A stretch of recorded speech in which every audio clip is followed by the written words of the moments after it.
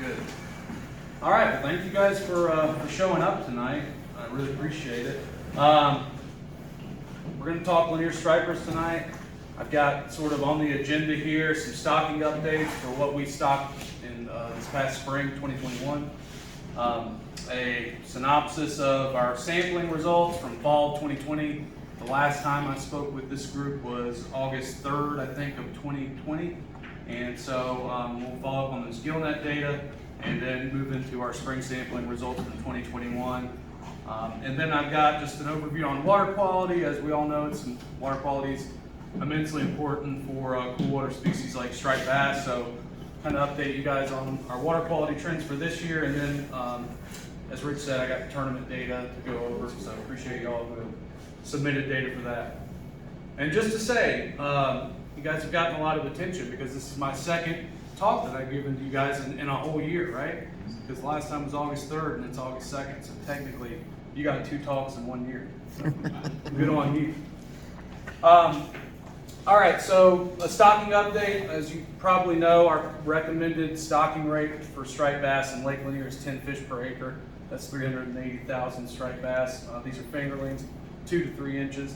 In 2021, we got 402,233 stripers stocked, and we were able to stock those in a number of locations. I think we got 5 or 6 boat ramps in. So we got over our target by a little bit, 10.6 fish per acre. Update on white bass and walleye. Those are the other species that we stock in Lake Lanier. For white bass, we recommend 2 fish per acre.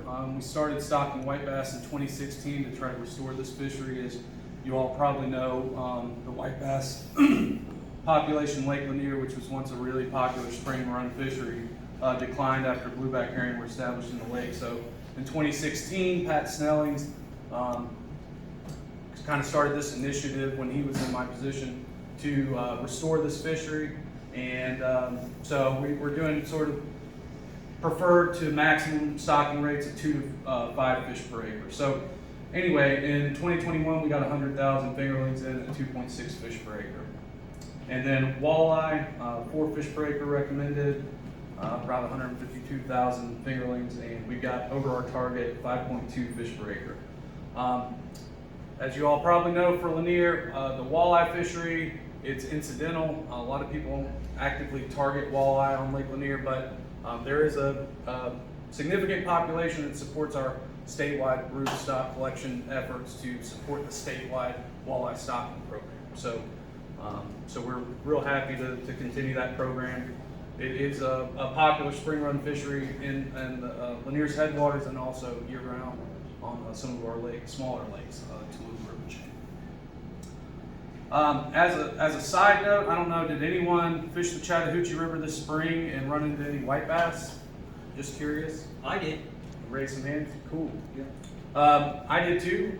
We did our non-standardized sampling for stripers in the Chattahoochee, and we ran into piles of white bass while we were doing our striper sampling, which was really great to see. These are mainly 2-year-old fish, so that's from the 2019 year class.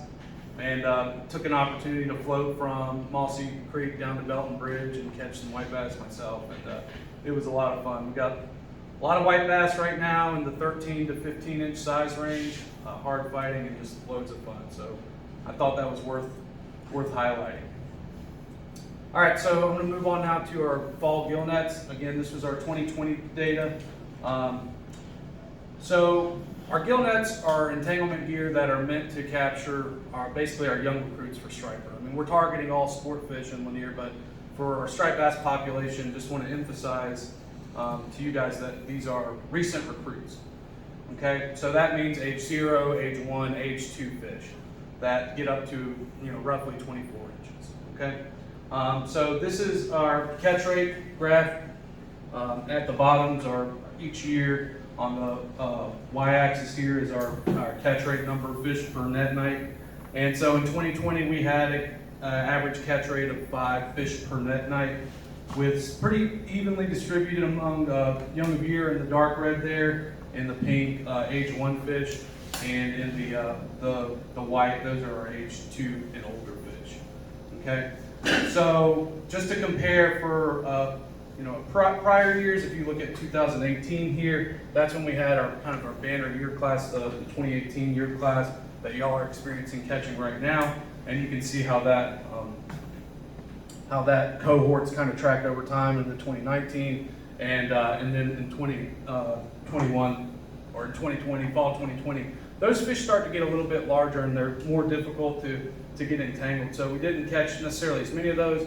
I wasn't too concerned about it though, because I knew in the spring we could come out and catch them, and we certainly did. So just as a reference, the overall average catch rate for Lanier and gill nets is 7.5 fish per hour. So, looking at relative abundance, we could say Lanier population for young recruits is roughly 66% of its historical average. Take note there of this, monster year class in 2013 that kind of inflates that average upward. Just looking at the basic population indices that we look at with these gill net data, average size, 441 millimeters. That's around 16 inches, and I apologize for having metric on here. I meant to change that. 1,163 grams, and an average relative weight or relative condition of 0.82. So if you just compare these to our historical averages, the fishery is looking very similar to what we would expect historically. Okay, and that relative weight of 0.82 is a little bit on the low side, and I think that's a reflection of the advancement of that 2018 year class, which is a significant portion of the fishery here, and coming out of a challenging water quality year that we experienced in 2020. So that relative weight of 0.82 is a little bit lower than we'd like to see, but it definitely improves in the spring once water quality improves. And this is the link frequency histogram. So the way to read this is, for the blue bars, that's our historical average. For the yellow bars, that's our 2020 data. And this is just simply the number of fish that we caught, and they're binned into 20 millimeter size groups, but we converted to inches just to make it easier to read. So these are age 0, 2020 year class, 2019 age 1. You've got another small note here for age 2, and then larger fish there. So we've got moderate recruitment out of our 2020 stocking efforts. Pretty good recruitment for 2019 on the smaller end, around 15-inch fish. And then there's our 2018 year class again. So they continue to do well, and they're certainly carrying a significant portion of the fishery. Any questions so far? Nope. When you catch them in a gill net, do they die pretty much? Some of them do, not all of them. We take a concerted effort to, we have a holding tank on board to take the live ones out. We put them in our tank with, it's got plenty of cold water, salt if needed. We try to revive them. Some of them definitely do die though. Yeah. And is it like the gill nets? Are they in one creek or one river? Or? Yeah, I meant to touch on that. They're lake-wide, and if you can see those pink dots that are, evenly distributed throughout the lake, that's the location of our gill net Okay, so stations. the whole lake, yeah. Yeah, lake-wide. Thank you for asking that. That 2018 class, that they had a higher survival rate than. They appear to have had both a higher overwinter survival rate. And we've seen kind of in our data region-wide and among Region 1, I've compared our data with John Damer's data. Both 2016 year classes and 2018 year classes had good stocking success and successive recruitment. So, it's probably a function of having a lot of good available habitat during stocking in the spring, right? A lot of productivity because we had a lot of rain in both of those years. But also, one big factor that impacts stocking success is a brood source. So our brood source is consistently from the Coosa River. That's where we get our brood fish. But quality broods vary within a population as well. So the fact that we saw good recruitment across the board among multiple impoundments and locations says that there's probably a factor beyond just local habitat factors that contributed to the success of those year classes. So, if you got good quality female that's produced, 60% of the eggs that go into a batch, and she produces quality egg with really viable offspring, then that can also result in successful stocking. So it's not just local habitat factors that impact stocking success, although those certainly have a big impact. So on to our 2021 spring electrofishing results. So each spring, this is what we call non-standardized sampling.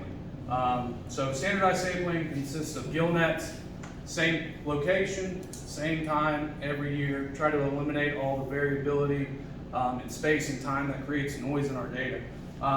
That's very different from what we do in the spring. So this is a way for us to supplement our data, to collect more information on the population, the entire population, not just young recruits. And so this is done via electrofishing in the spring when stripers come shallow. We're mainly targeting them on clay flats and points and in the rivers when they make their annual migration into Lanier's headwaters. So we'll do our electrofishing sample, collect stripers, collect length and weight information. Since 2018, since I came on board, we're now doing a visual inspection for the parasitic copepod actheres. And instead of just going with a categorization method, we're now counting in each fish how many parasites that we're seeing. So it's a little bit more labor intensive, but we can get much more precise data, and we can do some additional analyses with that data.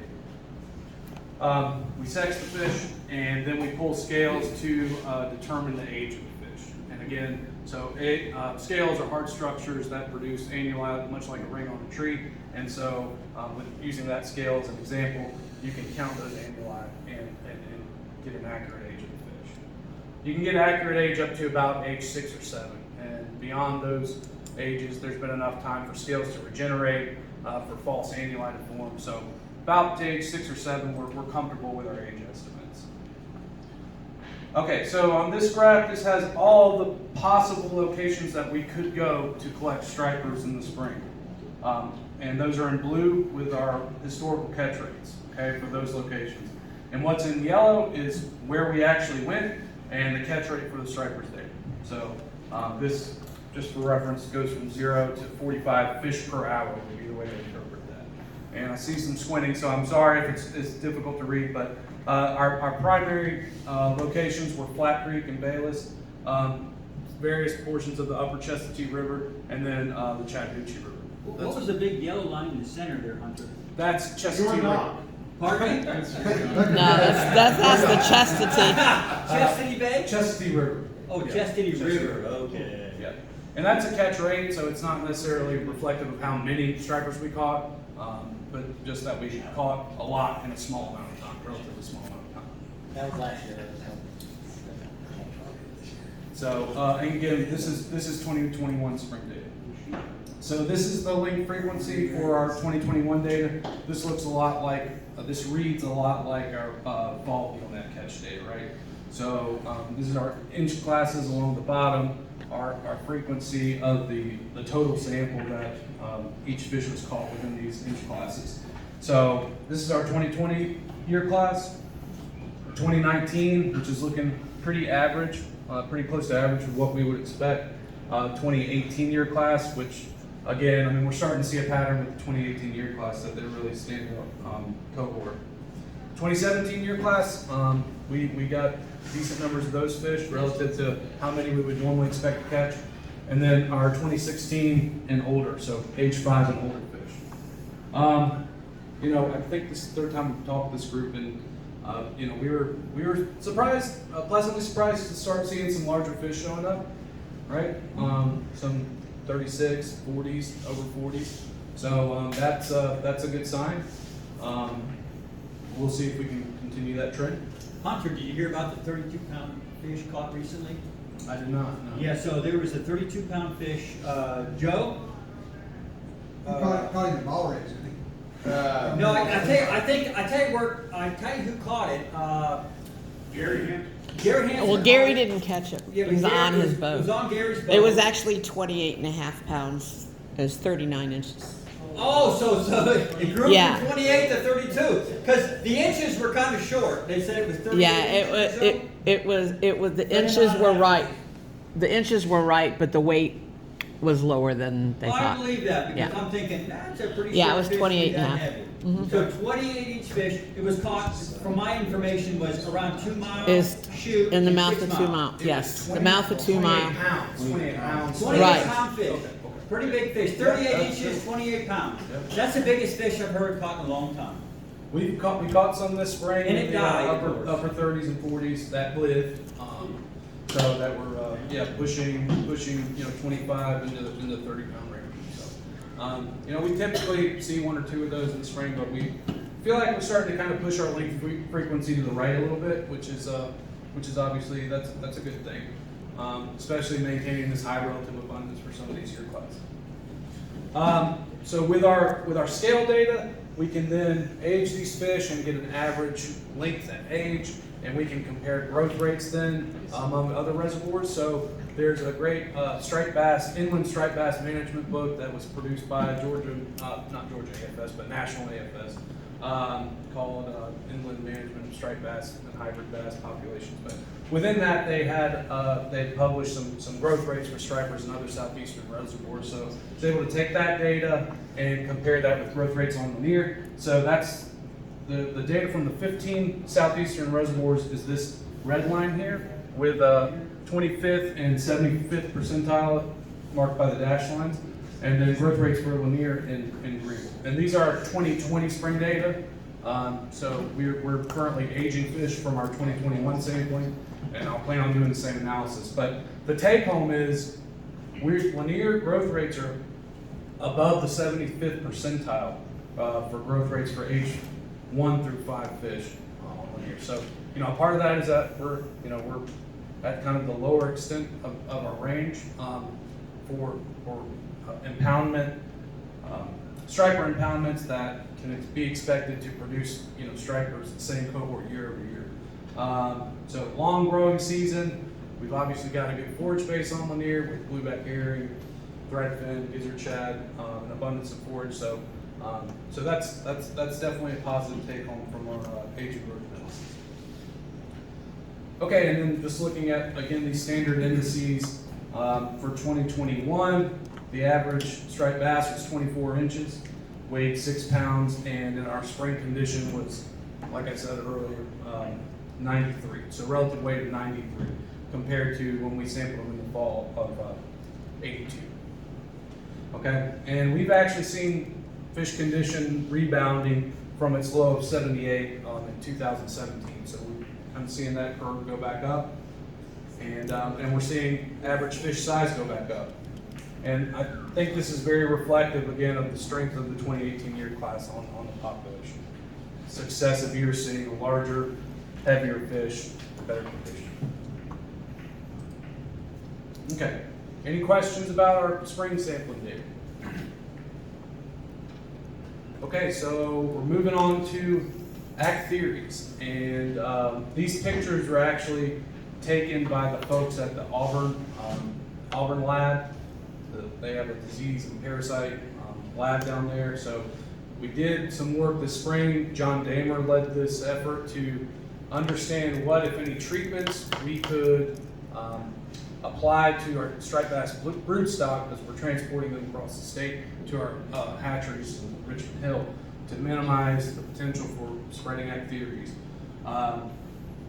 So they took these pretty awesome pictures of act theories. I mean, I think when you look in a fish's mouth and you see them piled up, they're really disgusting. But when you see them by themselves, they look kind of cute, don't you think? So that's the copepod, and those two little fingerling type extensions are the egg sacs on the females. So they were discovered in Lanier in 2017. There's lots of other reservoirs. They were initially discovered in 2000 in Tennessee and kind of spread Virginia's, Carolinas, found in Georgia in January 2017. Really high infestations in the spring of 2017. There was a lot of concern about what's going to be the impact of this parasite on Lanier population. And coincidentally, I think this discovery was associated with a correction in Lanier's striped bass fishery. So a lot of the perception of the decline of the fishery was attributed to the act theories, but I think we're starting to be able to show over time that the parasite's relatively benign. So again, for 3 years, we've collected information on these parasites. So came up with this categorization system initially of, if the fish had a low number of parasites, that was 1 to 9. If they had 10 to 25, we categorize that as medium. And then high, 26 to 99, and very high, over 100 parasites per fish.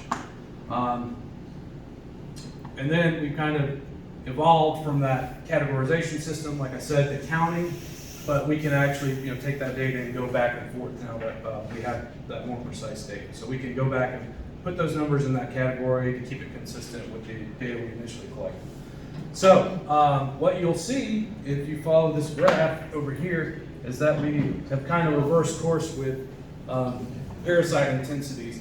We were kind of maintaining around 60% low intensity infection intensities, and we kind of flipped the script in 2021. So on average, in 2021, there were 30 parasites per fish, which was almost triple the intensity in 2020, which was like 13 parasites per fish. So a lot more, and then unfortunately it didn't progress from low to medium, it went from low to high. Okay, but again, this is an arbitrary categorization system, so high is a pretty wide 26 to 99 parasites. So it averaged out at 30. I was a little bit concerned about that, but then I remembered, as far as people contacted me and saying, hey, we're noticing this, more parasites. This seems to happen every winter going into the spring for whatever reason. There's a lot that's not known about the habitat preferences and the environments in which the parasite tends to thrive, but it seems like sometime in the winter, in like February, I start getting a call about seeing more parasites. So this is just something we're going to continue to track. The nice thing is, as you'll recall from the last graph, it's having zero effect apparently on the condition of these fish. So it's not killing them, is what you're saying? Not only is it not killing them, but it's not affecting their performance, their growth, their body condition. Good. At the current levels of infection. Do they suck blood out of the fish to live? Yeah, they attach to the flesh on the inside of the mouth. They don't suck blood, but they just kind of cling to the inside of the mouth, and then they're there to reproduce. So I think they can feed on pretty minuscule amount of the inside of the flesh, but that's all. They're not like blood sucking parasites. But they are eating the tissue. Yeah, that's right. And it regenerates. Yeah, and they reproduce. There's a lot that's not known about bacterias on stripers. There's some limited studies that show that it decreases hemoglobin in the fish. There's some limited information that suggests that respiration rates increase in infected fish. But again, nothing that suggests that they're fatal to stripers. And there's bacterias infected populations of stripers everywhere now. That some are performing really well in terms of fish being able to attain a large size. So it's not really limiting. Go ahead. Do you think if there's a secondary stressor, like poor water quality one year, with the code that it could affect the mortality rate of the bigger fish? Because doesn't it get in their gills? It's like if you had stuff in your lungs, you barely. So it doesn't actually attach to the gill lamellae where oxygen exchange occurs. They're attaching to the gill rakers. They're attaching to the tongue, the inside of the mouth, the buccal cavity. They're not attaching to the gill, kind of like the salmonella parasite, which is another similar gill lice, they call them, that are on trout, salmonids, brook trout, rainbow trout. Those are different. Those can cause clubbing of the gill lamellae. They can directly impact respiration of those fish. But for bacterias, they're not attached to the gills. So, but to your question about secondary stressors, I think there is potential there. If fish are in a limited environment in terms of available habitat, limited forage scenario, warm water temperatures, and then you add on gill maggots and heavy infestations, they could potentially lead to a mortality event, but it's really difficult to say then that, you know, it was gill maggots that killed him, right? It's kind of like what we all experienced with COVID to one degree or another. You know, they were trying to figure out, did this person die of COVID, or did they die of a heart attack in the hospital because they had COVID? You know, it's a similar kind of comparison. But yeah, they can definitely add stress, I think, to the fish. I think that's reflected in why respiration rates increase. A little bit more metabolic demand going towards, you know, just kind of dealing with them, but not fatal.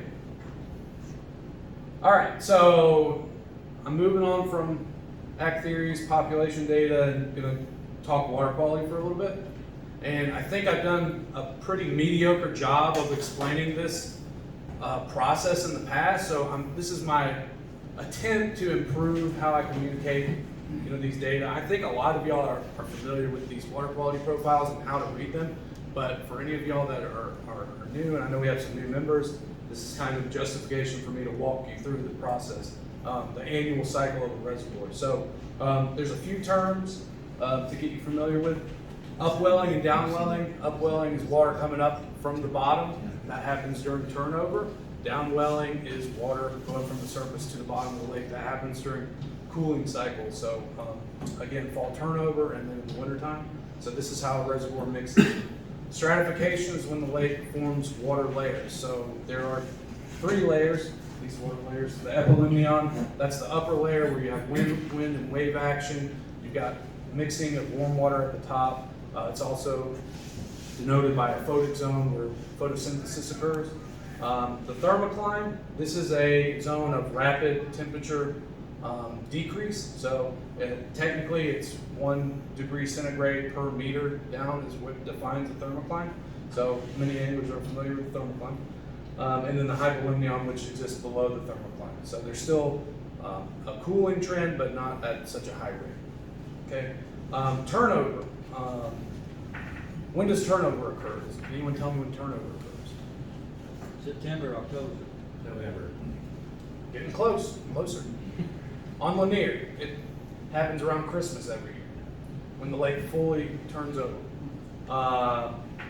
And a lot of people in a couple weeks will start seeing the Chattahoochee River change color and become cloudy, kind of pea soup green, and they'll say, oh, the lake's turning over. Well, the lake is not turning over, it's stratified.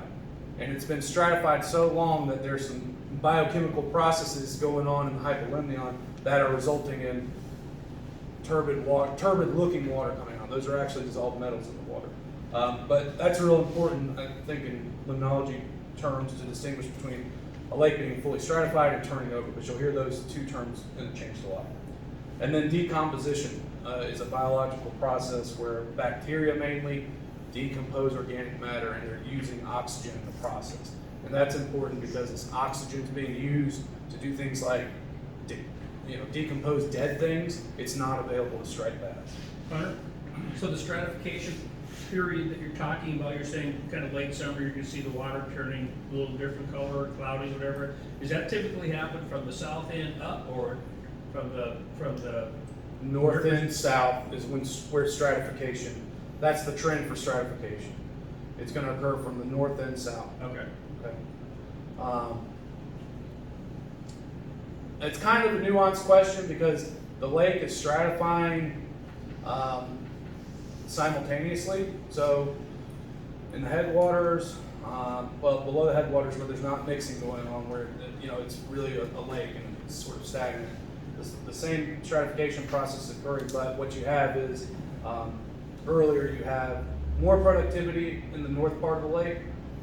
You have stronger blooms, and so the decomposition of those phytoplankton blooms results in signs of stratification like low dissolved oxygen that show up earlier in the northern part of the lake and move south, if that makes sense.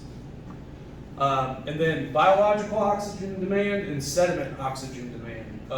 So biological oxygen demand is the demand of all fish in the reservoir to respirate, right? They have a demand, but then also, again, dead organic matter, and this really relates to phytoplankton blooms, dead organic matter floating down through the water column being decomposed by bacteria. That's really what we're talking about when we're talking about biological oxygen demand. And then there's a sediment oxygen demand.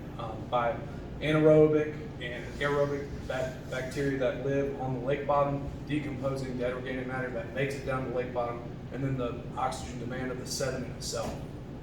Okay, because bacteria can cling to all different kinds of things and do their stuff.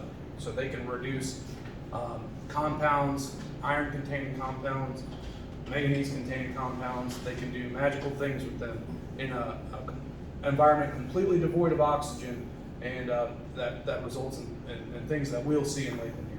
So all of these factors kind of result in a water quality profile, result in the habitat that's available to stripers each summer. And so I got some graphics that I hope will demonstrate all this. Okay, so the easy one is winter mixing, right? So we go into the fall and the winter, it's cold at the surface, and you're getting constant inputs of cold air that are mixed with wave action on the surface, and cold water goes down because it's more dense, right? Okay, and so there's full mixing in the reservoir in the winter. And this is what a water quality profile looks like in the winter. So we collected this February 10th, and I really went out and collected this for demonstration purposes. But I also wanted to look at what the oxygen content was. So from the surface, so that's 0 meters below the surface, all the way to the bottom at Lanier Forebay, you're at like 48 degrees Fahrenheit. And from the surface to the bottom, you're right at around 10 milligrams per liter of oxygen. So super saturated in terms of dissolved oxygen from top to bottom. And there's just habitat everywhere, and that's why you're chasing birds, chasing bait, trying to find the stripers. If you can find the bait, you can find the stripers. But there's so much habitat that they could really be anywhere. Okay, so we go from winter to spring, and that's when these water layers start to develop. So you've got a photic zone, this epilimnion, this top layer of water, where you've got photosynthesis occurring. Below that, where you start to get cooling, a thermocline establishes, okay? And then, like I mentioned, below the thermocline is the hypolimnion. Okay, so you have these inputs of oxygen demand at the thermocline, because when phytoplankton bloom and then die, they fall kind of uniformly down until they encounter more dense water that keeps them suspended longer. And so bacteria cling to them there and start decomposing. And then you've got sediment oxygen demand at the bottom of the lake. Okay, so this is a profile that we collected in the spring, a little bit late in the spring, but May 11th. So again, the lake's in an early stratification stage. You have dissolved oxygen levels in the epilimnion that are sustained by photosynthesis, because photosynthesis creates oxygen. And you've got a shallow and kind of weak thermocline here. And then you've got sort of tapering, decrease in temperature, and a weak oxycline too. So a real shallow decline in oxygen as you go deeper. And so now here we are in the summer. So this is where we are today.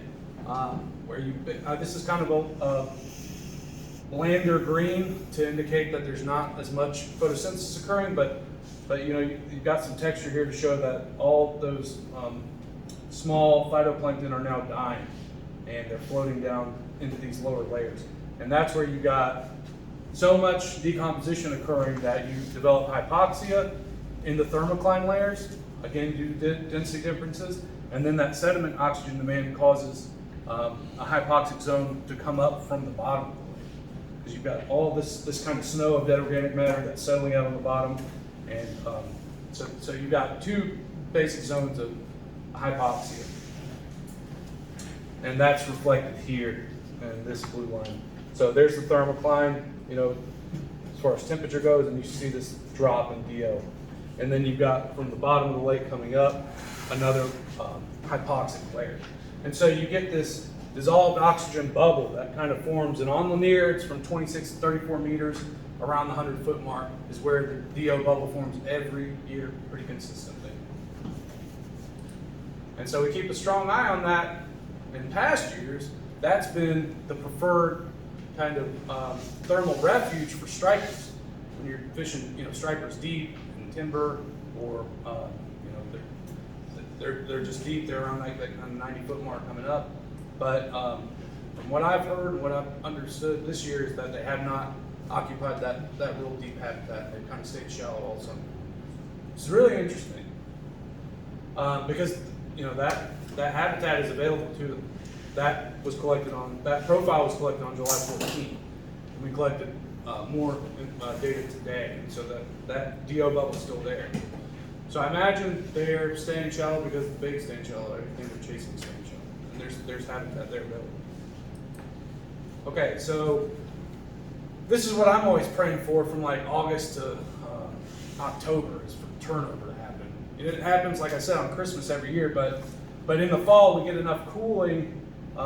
We get enough cooling days in the spring that it decreases the temperature of the epilimnion that stripers can then occupy it again. It kind of opens up that habitat again. So we're looking for temperatures ideally below 80 degrees to where we can say, okay, they can come to the surface if they needed to or wanted to. But again, so you get cooling at the surface, so this water becomes more dense and it starts falling down to the bottom of the lake.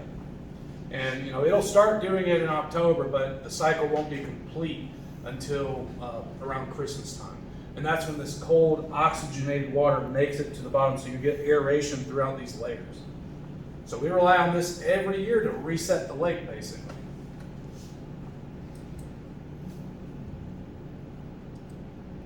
And then we're back to... Do the fish avoid that? They avoid that? So in smaller lakes, turnover can cause fish kills because as that cold oxygenated water is falling, it's bringing up an upwelling of low oxygen water, and so in small impoundments it can cause fish kills. But in a lake like Lanier, they would certainly avoid it.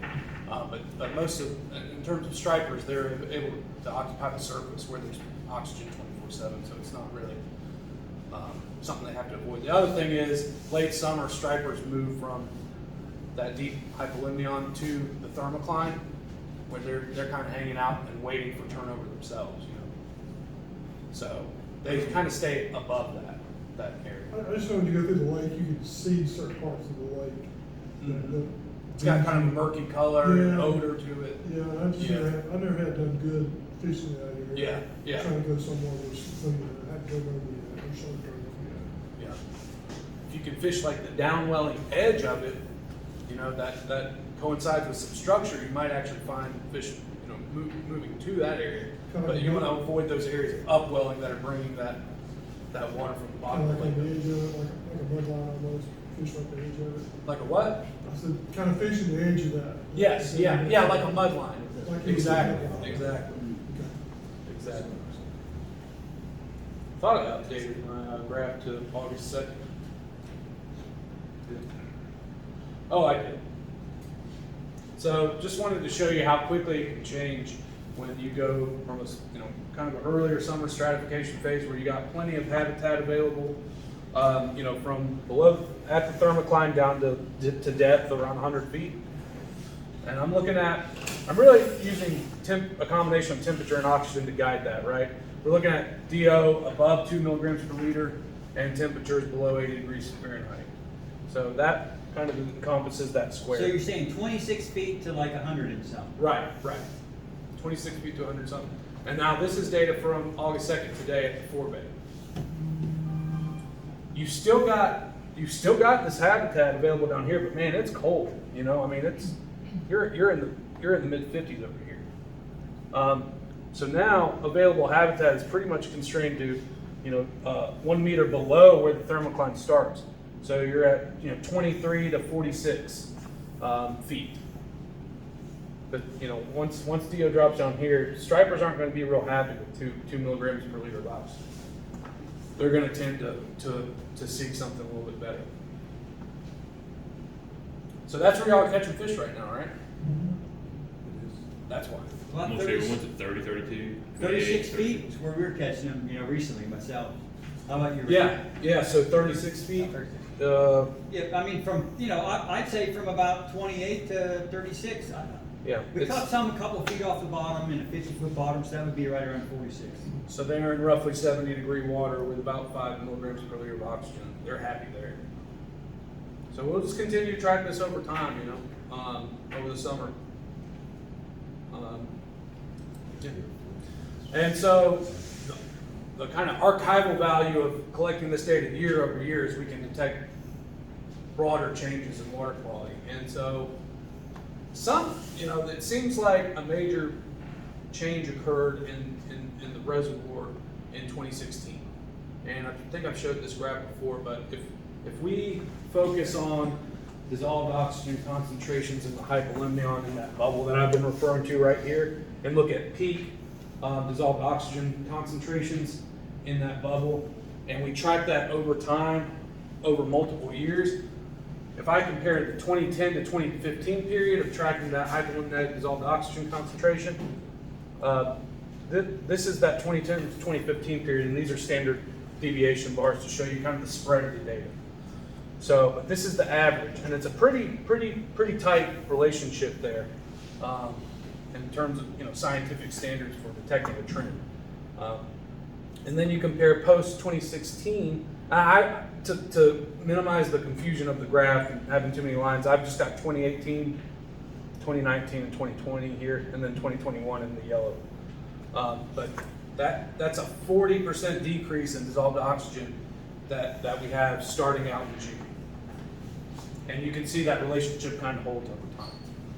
So, this has been associated with above average precipitation. So I think you get from the watershed a lot more rain, sediment, nutrient input that results in stronger blooms that has higher oxygen demand. And so, my theory currently is that that's what's attributing to this. But in theory, we get into a drought situation, we should see that improve. That'll kind of have to be the test that I use to see if this is the new baseline for Lanier or if this is just a phase. Okay, so that's water quality. Does everyone understand limnology now? That was my goal. Hey, Hunter, so I talk with a lot of people, and I hear this all the time. The fish aren't at the top because there's no oxygen for them. And I say you're dead wrong. There's always oxygen, it's just temperature. That's right. You're right. They're wrong. Dead wrong. Dead wrong. Yeah. Because I can't tell you how many people I've had that conversation with, and it's like, yeah. no, have you never seen a chart? I mean, it's like, it's right there. It's clearly not. The most oxygen available to them is at the surface. You get wave action, wind-driven mixing, and you have photosynthesis, and that whole process creates oxygen. So you're right. We catch fish all year long on unweighted free line in 10 foot of water. And the herring is out there and they live better than you would think. You think they die. Yeah. At 88 degrees surface temp, Yeah. they're 10 foot down, and sometimes you catch the biggest stripers on an unweighted free line. I think they're swimming down where it's cold though, Tom. I don't think they're hanging up in the hot. They're unweighted, so they can swim wherever they want. Yeah, they can. Yeah, and so they could be down, but I don't think they're down more than 20 feet. I mean, they could be, but. And sometimes we put a split shot on them, just because. I don't know. I mean, bluebacks, from my experience, they're pretty sensitive to handling and temperature. So I would guess they're trying to get down as quickly as possible. Well, and they, they're free, so they can go where they want to go. Gotcha. And I use 10-pound line, so they're not much resistance. Gotcha. Yeah. So I was boating around when we were doing profiles last summer in September, and I saw a massive striper. This was around Three Sisters. No, this was around 6 Mile, surfacing, and it was porpoising. I couldn't believe it. I was like, what is this fish doing at the surface? It was like jumping through waves like a dolphin. It was pretty cool. Sure it wasn't a carp.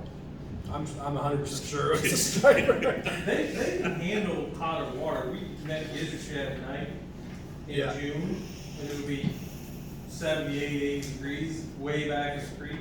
Yeah. And you have swim along with you in the lights. They live back there. I don't think they're extremely comfortable, but it's not that they can't live. So the book says 27 to 30 degrees centigrade is marginal temperature, so that's 80 to 86. So they can certainly withstand it. They're just not happy with it, like you said. But 80 to 86 is marginal. Anything above that can be leaking, especially for a prolonged period.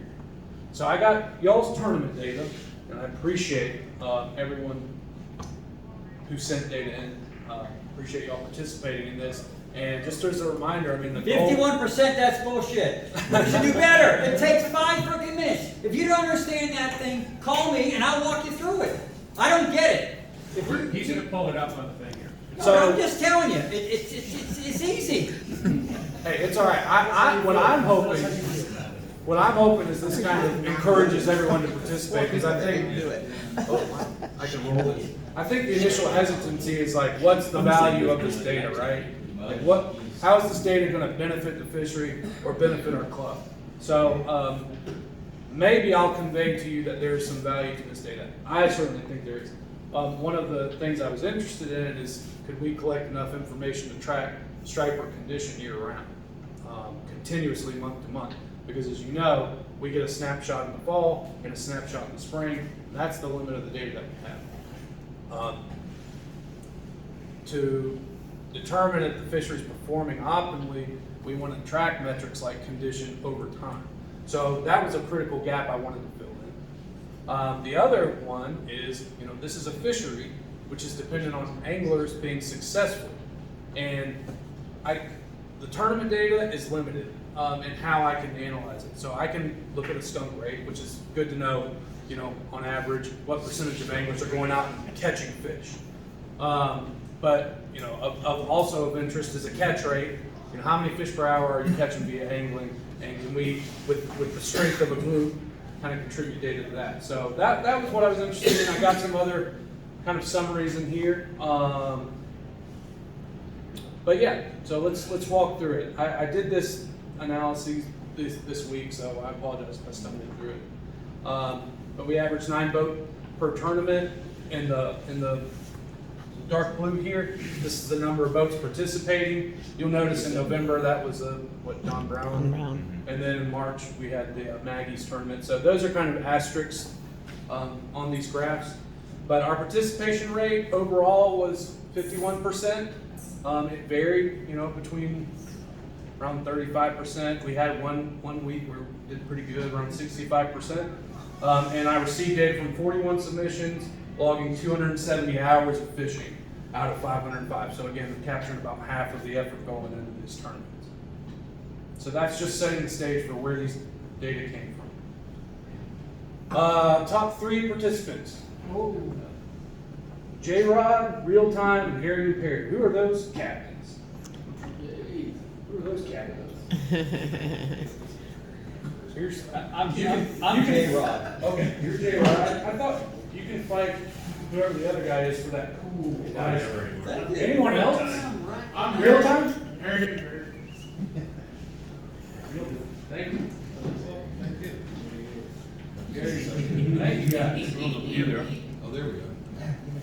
And if you see your name out there and you didn't get a hat, a visor, excuse me, I'm sorry, but I appreciate you submitting data. I really do. I think, especially during the good times, maybe it doesn't seem as important, but in the bad times, that's when we can use this data to compare, how was the fishery performing in the past, and we can try to, if we need to, make changes. Okay, moving on. Thank you for top 3. This is the skunk rate over time. So each tournament, the number of boats not catching fish. So it fluctuated between a maximum 50% to, we had 3 consecutive months there, April, May, and June, at 0%, which is awesome. And the average was 18%. Okay, so on average. Yeah, we didn't fish those because of COVID. What, April, May, and June? You did. Oh, we did? You fished it. This is 2021. Oh, So you sorry. fished them, the skunk rate I'm was sorry. 0%. Skunk rate was Nobody, 0. everyone caught fish. My That's bad, awesome. sorry. Go back to sleep, John. Sorry. Okay, so this is our angler catch rates for striped bass. And again, so this is the 2020 to 2021 season. Last time we talked, I proposed we do the survey. In 2020, we started it. Sorry if there's confusion there. So maximum catch rate, 1.71 fish per hour in April. That's pretty cool. And these are additive. So you've got catch rates of striped bass greater than 22 inches in yellow and less than 22 inches in blue. So our minimum catch rate is 0.2 fish per hour. That's kind of tough. But on average, compiling this over time, we average about 0.7 fish per hour for average catch rate. And that's actually really good. You comparing that to other striper fisheries. If you compare that to guides on Lanier, I collected this same data with some guides, Clay Cunningham, Mac Farr, Tom Blackburn, and their catch rate was 0.73 fish per hour. So you're just 3/100ths of a fish per hour away from being a guide on Lanier. Good job, guys. And then, so this is how we can kind of fit this data in, looking at catch rates as at least size structure, how this complements the information we had. If we look at our fall gill nets, our catch was composed of 70% fish less than 22 inches to 30% greater than 22. When we went over to the spring, we saw, again, the growth of that high impact cohort, the 2018 year class, and that completely flipped the relationship. So now we have about 70% fish greater than 22 inches, 30% less than 22. And so the size distributions of the fish y'all are catching show that you're a little bit, obviously you're pursuing larger fish. So you're a little bit biased in terms of size selectivity of the fishing gear. But this is a pretty close approximation of what the fishery looks like. And it's just to demonstrate that, you know, these creel data are valuable and can help aid management. And this is the link frequency distribution. So in black is your Lanier Striped Bass Club tournament data, and in yellow is our DNR data from the past spring. So a very similar relationship. We got more, you know, post March, April data in here, so we see a little bit of an advancement here, shift to the right in the size structure. But rather than, outside of what we can get on the edges, some of these bigger fish and smaller fish, really good agreement in these link frequency disagreements. This graph shows the average total length of the fish that were sent to me in the survey. So total length average around 25 inches. Can anyone recall what our spring electrofishing data showed? An average total length of 24? Yeah, I think it was 25. Might have been 24. So good agreement there. It's kind of cool. You can see total length increasing a little bit over time. Of course, that's probably not statistically significant, judging by the error bars there. One area, and y'all, I'd like y'all's feedback on this is, you know, it seems like we had one team that was able to weigh fish and provided me with some weights. So this is the relative weight in yellow of striped bass each month. So some months I didn't get any weights, and other months I did, but it was just from one team. So I still calculated relative weight and got an average. But we're seeing relative weights in between 60. That seemed to be an anomaly. I had 2 low relative weights for the month of April, and then otherwise we were at or above 80, which is kind of our target. So, you know, in my opinion, we've got too few observations to use these data for relative weight. But if we could get some more weight, if y'all were comfortable weighing more fish, then we could make that happen. And again, it's really valuable to be able to track condition of fish over time rather than getting into these snapshots. That's the purpose of me asking you to do that. What's your take on right now while we're stressing the fish? It's a pretty tough time and we're reeling them up and taking pictures anyhow, getting good measurements, and then taking weights and still trying to get them back down to sequelizers and all. Is there like a certain time of year that maybe makes more sense to do that? Or? Yeah, I definitely agree with that.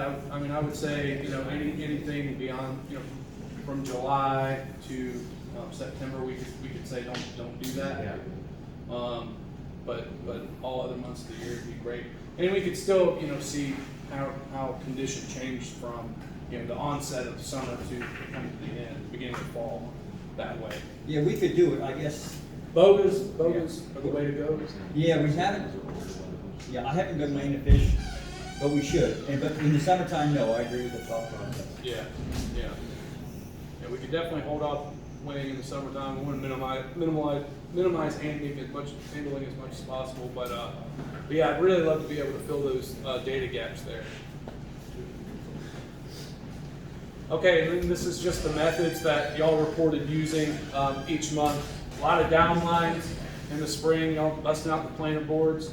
A little bit of trolling, free lines. And again, this is just for the folks who submitted their data. So if your opinion is different in that, you know, in February you weren't using downlines, you know, you're upset because your data wasn't captured. Well, if you send it to me, the next year we can get it in here. And then this is something I thought y'all would be interested in, and this is your catch rate by method. So, you know, the 4 methods that y'all typically use, what was your annual catch rate? There was only 1 month where, you know, everyone submitted one of the 4, and catch rates were pretty even there, with the exception of downlining, which produced 1.2 fish per hour compared to the other 3 that were just around 1. I think this data is pretty awesome. I mean, especially for anglers who, you know, haven't figured out the patterns, trying to figure out. We should do better next year. We should all make an effort to try to, you know, fill those out. And honestly, call me, I'll walk you through it. It's easy. If you're having trouble, just send me all your data and I'll submit it for you. There you go. I can do that as well. I just want to see what you're doing. Yeah, location, everything. I'll handle that for you. No problem. Yeah. Coordinates. Right, yeah. Snapshot by the post. On the initial,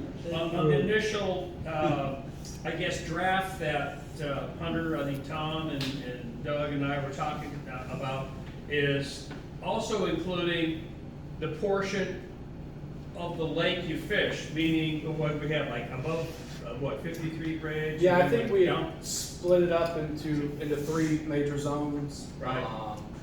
You know, But we something decided pretty against nice. that, and it was hard enough to get enough responses on what you caught, let alone to say, you know, we caught it mid-lake, we caught it south end, we caught it north end, we caught it up at the rivers. But that was another piece that would have been helpful, you know, if we ever get to a point where you guys were comfortable doing that, you know, say you're just one of the 4 areas, that would be of interest to Hunter as well, if I remember correctly. Yeah. Yeah, and whatever y'all are comfortable with. But this is just kind of the basic data that I was hoping to collect. Tom's being gracious. It does not take 5 minutes. It is literally, it's 3 minutes. I agree. I mean, it is. Hey, I'm with you, Keith. It's really easy. It is so easy. And now, I will tell you this, some of the weights on mine, I did guess. Okay. Best, so that could have skewed your, Yeah, they're off. you know, it's very, very possible. About 30%. They're conflated 25-30%. He made them much heavier than they were. Oh, okay. You try to be conservative with it. Yeah, That's fine. I prefer no weights unless it's, you know, accurate. When you're up there in Walhoe Creek, those fish, you know, the way up the river, they're skinny, they're tired, you know. Bogus certified weights. I didn't think I wanted to There's share no fishing fish on goals the like tip. that. that data was wrong. They're all in the hooch.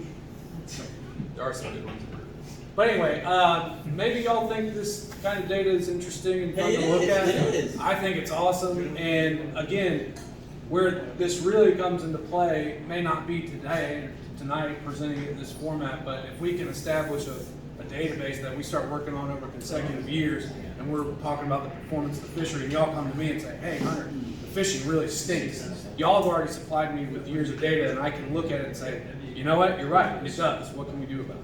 Which is a lot better than us trying to work on the problem when there's a problem. So, No, that's great information, really. okay.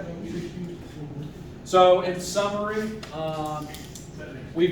for the striped bass population in general, we've seen really good years of recruitment and moderate levels of recruitment since 2018.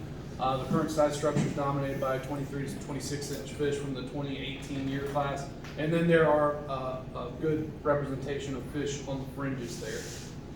So a relative abundance overall is good. It's supporting a good fishery, a good striper fishery. For act theories, again, we saw our fish condition maintained in good standing, 93%, despite seeing higher intensities in 2021, which I was glad to see. wasn't happy to see all those gill maggots, but glad to see that it doesn't appear to be causing any issues in the fishery. Again, with our water quality trends, that 40% decline in spring DO levels, that's where my focus is right now with talking about tracking summer habitat. So we'll continue to do that. We'll start doing profiles bi-weekly. And does everyone know where to access our water quality profiles? We need to put those on our website, Hunter. You Yeah, I talked agree. about that, and, Rich, Yep. you and I need to follow up and get with Hunter to get put it on our website, so we Yeah, can make a. we'll just do button. a direct link to Lake Lanier's fishing forecast. If you haven't checked it out. I mean, it's information that we put out for each sport fish species on Lanier. What is it? It's called Lake Lanier's Fishing Forecast. It's on our website, georgiawildlife.com. And yeah, you go to the fishing section and you scroll down a little bit. There's fishing forecast, and you click on Lake Lanier. It's got an ArcGIS map, and it shows you. I mean, all kinds of great information. GeorgiaWildlife.com? Yep. Georgia spelled out or GA? Oh, hang on a second.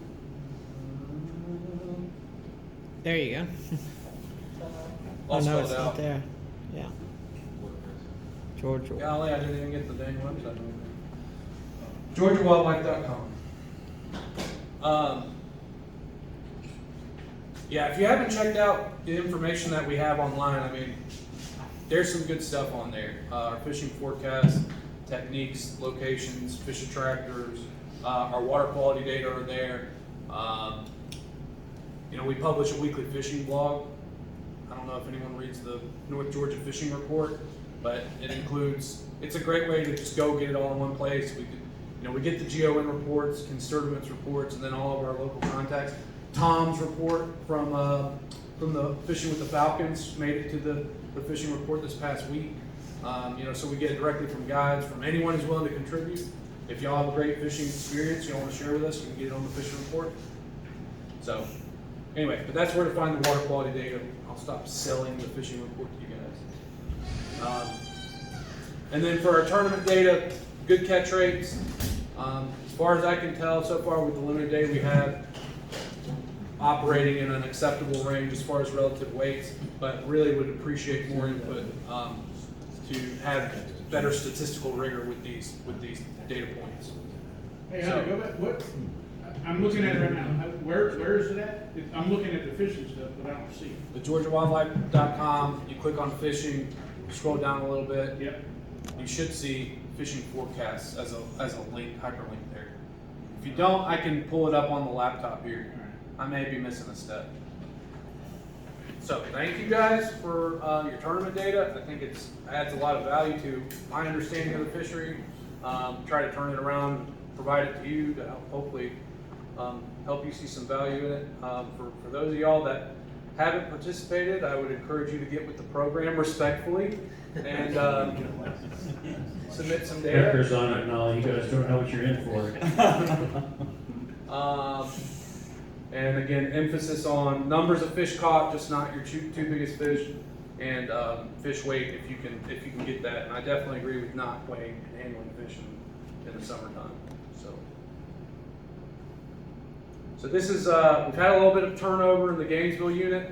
Rigglesford, there in the middle, had to go back to Region 3. He missed the Walton Greenhouse, where he has a green thumb, but replacing him is our new Gainesville Tech, William Sims. He's not here tonight, but I'll bring him along next time. He's just getting started. He's got a bachelor's degree in fisheries management from Clemson University. He's got a good foundation in fisheries management. He worked with South Carolina DNR for a couple summers. Did some work with Yellow Perch at Clemson. Nice kid. He's going to do well, I think. And then Kevin Thomas was out with me this spring when Rigglesford transferred after walleye collection, and helped me get a lot of my striped bass sampling done. So he's a technician up there at Burton Hatchery. If y'all are ever up there walking around and see a guy with a big black beard, you can tell him thank you for helping out.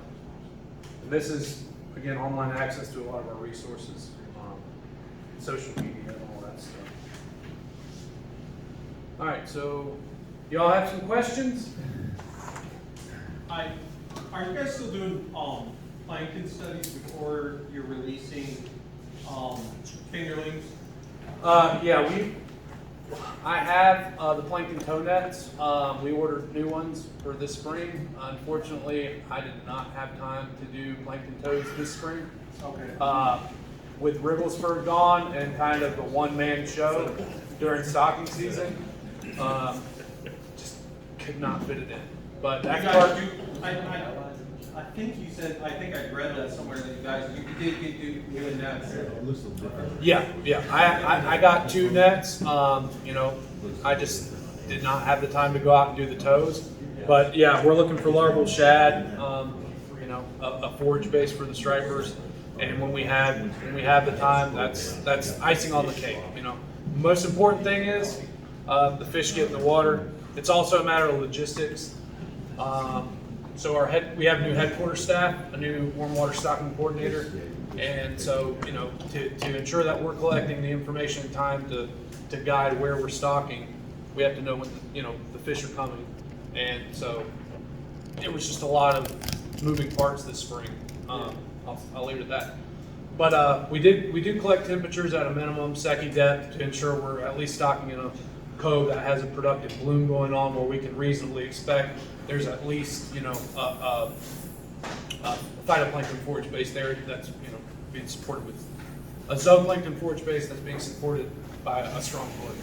So retention rates, generally, I know from previous discussions before you were here, there was always this is probably anecdotal, but this general view that if we had high temp or high water heights, like the lake was full or above full during stocking, that you got a better retention rate. But your creel studies don't seem to correlate with, you aren't getting the stocking retention rate or that you got in 2018 when we've had pretty high water. You think there's Yeah, I mean, now 2018 was one of those high water years, so I think you paired in that year quality habitat with quality fingerlings and a mild winter, so good overwinter survival, and I think it again relates back to brood fish quality as well.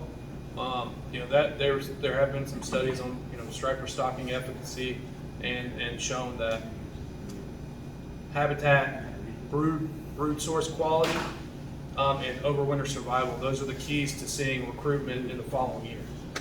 So you kind of have to have all 3 of those.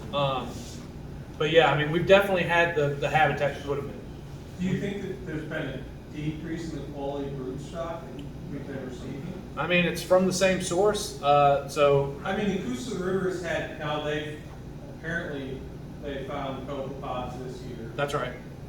In the Coosa River system, right? That's right. And then they also had, upstream of that, they also had like big, sanitary spill a couple years ago. I didn't know if you guys had seen like a poor quality of brood stock. That'd be a good question for John Damer, because he has that data. I think we may be seeing a decline, a slight decline in relative abundance, but it's not impacting our ability to collect brood fish. Right. We were able to collect, I think, all of the stripers we needed for striped bass and hybrid production in like 2 trips this year. So 2 days or 2.5 days? yeah, 2 trips to the river. So So do you guys keep track of that when you collect brood stock, like from the Coosa River? So you might see some indication as gill maggots take over there, because it just apparently, or it sounds like they just got there, who knows? Really, but I know they've just been identified as being in that lake, that you might see a couple bad brood stock years possibly. I don't think there's any evidence to suggest Academia is going to impact brood fish quality or production. I think there's just variability among individuals in terms of physical fitness and genetic fitness. So when I speak to brood fish quality, it's all encompassing. And there are some things that we don't measure, like genetic heterogeneity. That's kind of getting off into the weeds with regards to what we do. I mean, it's basic relative abundance, fish condition, fish size. But I guess my question was, do you guys keep track of that data when you collect that brood stock?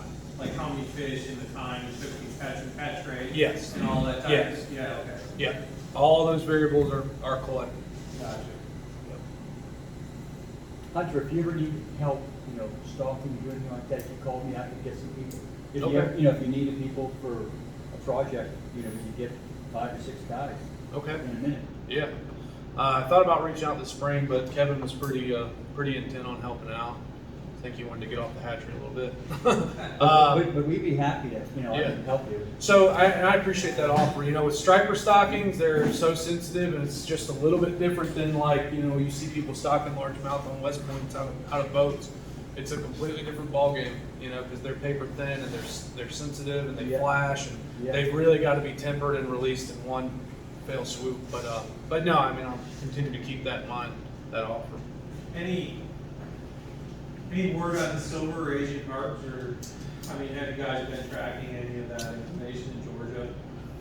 Well, they haven't been discovered in Georgia.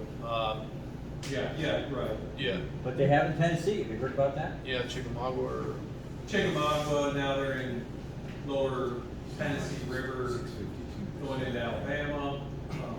Old Hickory, Cumberland, they were found in, on the Cumberland River system. Or Cordell Hall and Old Hickory, which they were already above in Kentucky Lake. Right. So, I just didn't know if that's come down to, like bank transfer, if you've heard any. No, there have been other invasives on our radar. Zebra mussels came up, as y'all are probably aware of. Yeah, I saw that. That had us scrambling for a little bit to try to trace that down. There was a boat on Lake Lanier that had come from Tennessee River, and they had it dry docked at a marina on Lanier, and we were concerned that they'd gotten into the lake, but no. That snakeheads. I think there was a gentleman last year who mentioned we have blue catfish in Lanier. I tried to follow up and see where he caught them so we can go set some gill nets. That was Jim Marlette. He was in Wild Creek, and I've heard, and I think Alex has told me he's caught 3 or 4. Yeah. I did a little bit of reading about that. Channel catfish look it's about the anal fin, right? There's a certain amount of 30. So over on the blue catfish, they have a straight anal fin with 30 or more rays, or 33 or more rays. And then on the channel catfish is a curved anal fin with 30 or less. And I guess my point in all that was during fall gill nets this past year we did collect 2 juvenile blue catfish. So they're definitely here. I've seen them on Fish Brain pop up. People catching blue catfish out of Lanier. So it's unfortunate, and just can't encourage people enough not to move fish around. Is that considered an invasive species here, or exotic? It's definitely considered a non-native, and they have the potential to be invasive in that they displace native catfish. White catfish have been long displaced from Lanier. We don't catch white catfish anymore. Channel catfish and blue catfish do not compete well together, so yeah, they definitely have a potential to displace channel catfish, was a popular sport fish in Lanier. Flatheads taste the best. They definitely, I agree with that. Hey, Hunter? We have flatheads. Did you write this here? Yeah, sorry. Hey, I got lots of information in case you guys are interested. Just Georgia DNR stuff, trout maps, our regs book. There's some Chattahoochee River stuff, pens, pencils, and then we've got Georgia AFS came up with a campaign since we're having some of these invasive species issues to develop some poster materials that we hope will get distributed to schools and other communal places such as this. So we've got a wanted poster, and then we've got another poster if you care about these native sport fish, don't move these, and then we've got just a general Fishes of Georgia poster that's really cool. My girls have them up in their room. And so if you've got kids, if you've got grandkids, if you've got nephews, whatever that you think would like those, please take them away from me. I've got 200 of them out in my office. Well, listen, Hunter, we'll let you end with that, and we had you talking for an hour and a half. So thank you so much for. Is that an hour and a half? Sorry, hour 15, 20 minutes, something like that.